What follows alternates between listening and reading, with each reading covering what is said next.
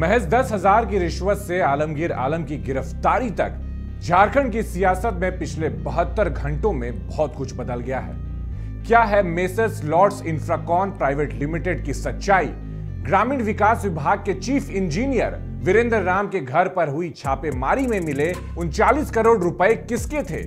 संजीव लाल ने ईडी को पूछताछ में किन लोगों का नाम बताया? टेंडर मैनेज करने पर मंत्री आलमगीर आलम को कितना परसेंटेज मिलता था? सभी सवालों से आज उठाएंगे पर्दा और बताऊंगा मैं आपको कि इस केस से जुड़े ऐसे राज जो अब तक आपको नहीं पता।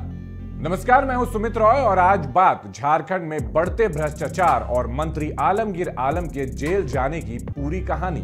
21 फरवरी 2023 को ईडी ने झारखंड के ग्रामीण विकास विभाग के स्पेशल ब्रांच के मुख्य अभियंता वीरेंद्र राम के लगभग 24 ठिकानों पर छापेमारी की, जहां से 1.5 करोड़ रुपए के जेवरात सहित देश भर के कई शहरों में प्रॉपर्टी के पेपर्स मिले और लगभग 39 करोड़ रुपए कैश मिले। जिसके बाद 22 फरवरी को ईडी ने वीरेंद्र राम को गिरफ्तार कर लिया। ईडी ने अपनी जांच के बाद दावा किया कि वीरेंद्र राम ने टेंडर में कमीशन के तौर पर Messrs Lords Infracon private limited के निदेशक महेंद्र गोप से साल 2022 के नवंबर महीने से जनवरी 2023 के बीच 4.5 करोड़ रुपए का कमीशन लिया, जिसे उन्होंने अपने परिजनों के अलग अलग बैंक खातों में डलवाया था। महेंद्र गोप ने ईडी को बताया कि चीफ इंजीनियर वीरेंद्र राम के कहने पर ही उनके व्यक्ति को रुपयों की डिलीवरी की गई थी। इन पैसों से दिल्ली के छतरपुर में जमीन की खरीदी की गई। वीरेंद्र राम के बेटे आर्यन अंकुश के खाते में 20 लाख डालने की बात भी महेंद्र गोप ने स्वीकारी। आर्यन अंकुश स्कॉटलैंड में पढ़ाई करते हैं। चीफ इंजीनियर वीरेंद्र राम घर के एकमात्र कमाने वाले सदस्य हैं। उसने स्वयं ये बात स्वीकारी कि उसने आईटीआर में सारी जानकारी गलत दी थी।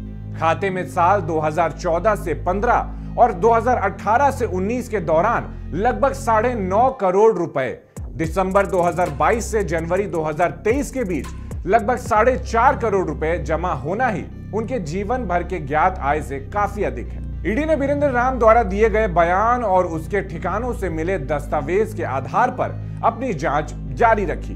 वीरेंद्र राम की गिरफ्तारी के 15 महीने बाद ईडी ने 6 मई की सुबह ग्रामीण विकास मंत्री आलमगीर आलम और निजी सहायक जहांगीर आलम सहित कुछ इंजीनियरों और ठेकेदारों के घर पे छापा मारा। ईडी ने 7 मई को भी कुछ इंजीनियरों और ठेकेदारों के ठिकानों पर छापेमारी की। 8 मई 2024 को ईडी ने सचिवालय स्थित संजीव लाल के कमरे में छापा मारा, जहां से लगभग 2 लाख रुपए नकद बरामद हुए और कई सारे दस्तावेज मिले। संजीव लाल के सचिवालय के कमरे से बरामद 2 लाख रुपए कैश और उनके जो नौकर हैं जहांगीर आलम, उनके घर में जब छापेमारी हुई तो कुल लगभग 37 करोड़ रुपए बरामद किए गए।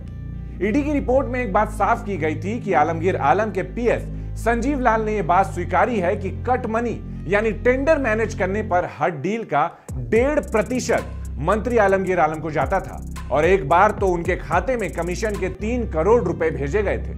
फिलहाल ईडी को मंत्री आलमगीर आलम की 6 दिनों की रिमांड मिली है। आज की रात मंत्री आलमगीर आलम रांची के बिरसा मुंडा केंद्रीय कारागार में बिताएंगे और कल से अगले 6 दिनों तक के लिए ईडी उनसे पूछताछ करेगी। झारखंड में भ्रष्टाचार और मंत्री आलमगीर आलम की मनी लॉन्ड्रिंग की पूरी अपडेट आप हमारे सभी सोशल मीडिया प्लेटफॉर्म्स पर देख सकते हैं। नमस्कार।